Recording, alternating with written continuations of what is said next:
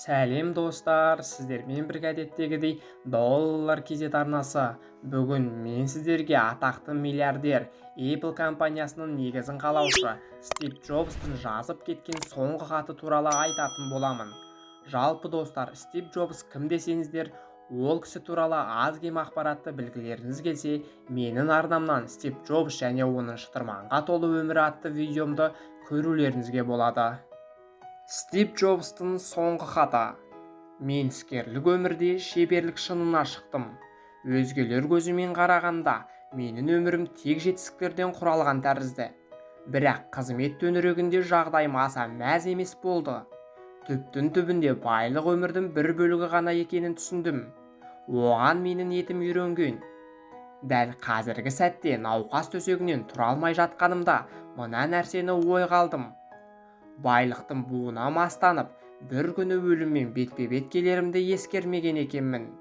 Тас түнекте жансақтау аппаратынан шыққан жасыл сәулемен шуылдақ дыбыс ажал тынысы жақындап қалғанын сездіргендей. Тірнектеп жинаған байлығымыз бар өмірімізге жетерлік екенін көз жеткізген соң ақшадан басқа нәрселерге бас қатыру керек екен. Осыны білдім. Мал байлықтан да маңызды нәрселер көп екен.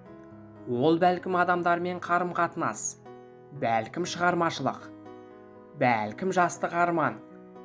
Тағдыр бізге сезім берді, әр жүрекке тартымды махаббат берді. Ол ақшаға еш қатысы болмауы тиіс. Жиған тергенімді өзімен бірге алып кете алмаймын. Жүрегімді мәңгі сақтап, өзімен алып кете алатын бір ғана нәрсе болса, ол жақындарымның махаббатынан туған тәтті естеліктер ғана.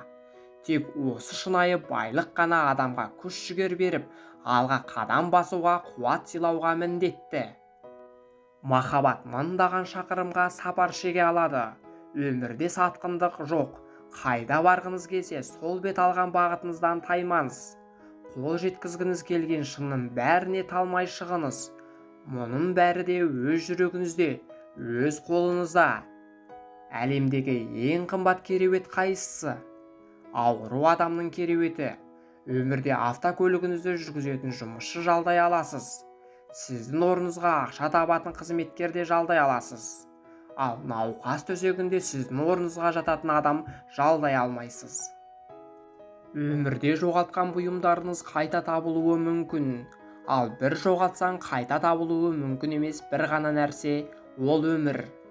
Ота жасату бөлмесіне түскен адам әлі күнге дейін бір кітапты оқып аяқтамағанына көз жеткізеді. Ол салауатты өмір кітабы. Өмірдің қай сатысында жүргеніміз маңызды емес. Бір күні ғұмыр шымылдығы жабылары анық. Артыңызға қалдырар мызғымас мұраңыз отбасыңызға, жарыңызға, дос-жараныңызға деген махаббатыңыз.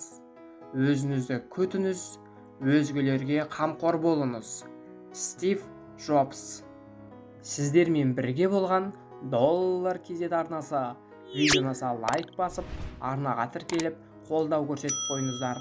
Келесі кездескенше.